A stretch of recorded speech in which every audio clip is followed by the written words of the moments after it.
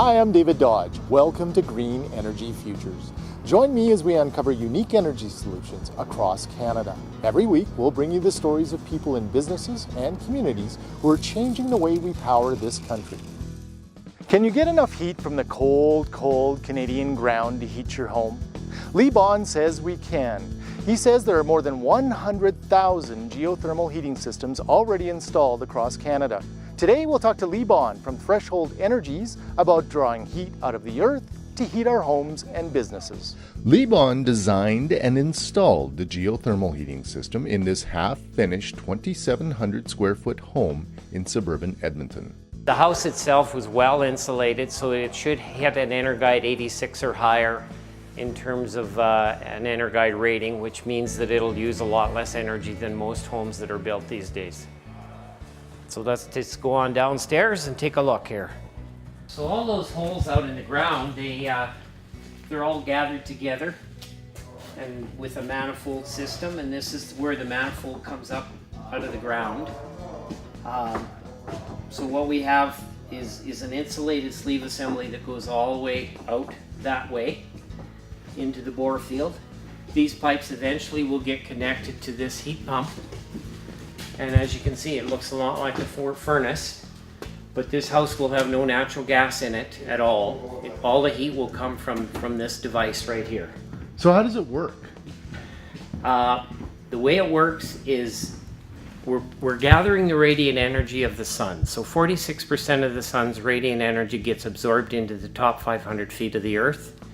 And when we put the holes in the ground, basically we circulate water through all of that piping, and that water comes into this unit at 6 degrees Celsius. Now most people say, well, how can I heat my house with 6 degrees Celsius? Well, they can't. What this device does, it works like a refrigerator. It strips 3 degrees Celsius off that temperature and compresses it, brings it up to 65 Celsius, not Fahrenheit, Celsius, which is very, very hot. And when that hot fluid is circulated through a big radiator thing right here, we just blow air across that, and hot air comes out through the top and gets distributed through the ductwork in your house. Bond was also involved in another geothermal project called the Brentwood Apartments. It's a 29-unit, net-zero-ready affordable housing complex. It sports a hybrid geothermal and solar thermal system, as well as an impressive solar electric array. So we're here today on top of the Brentwood Apartment building, which is near Westmount Mall. Behind me are the 20 solar hot water collectors. These collectors provide about 70% of the domestic hot water, and any surplus heat that they produce gets pumped back into the ground loops for the geothermal system. The geothermal system provides all of the heating for this 29-unit apartment building. So back in here we have the lines coming in from the geothermal system in the ground. So the water comes up from here, is taken into these two big heat pump units over here that extract the heat energy out of that flow of water. Then that 65 degrees centigrade water goes over into these storage tanks. The storage tanks act as a buffer. The individual radiators in each one of the suites draw their hot water out of these tanks. While it's great to gab about technology, these things usually come down to one thing: cost.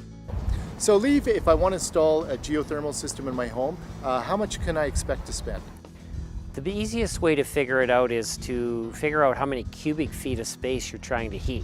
So take the cubic feet of your basement, the cubic feet of your main floor, second floor, and so on. So if you had a 2,000 square foot bungalow with a full basement, you'd have 4,000 square feet, and let's say you had 8-foot ceilings in both levels.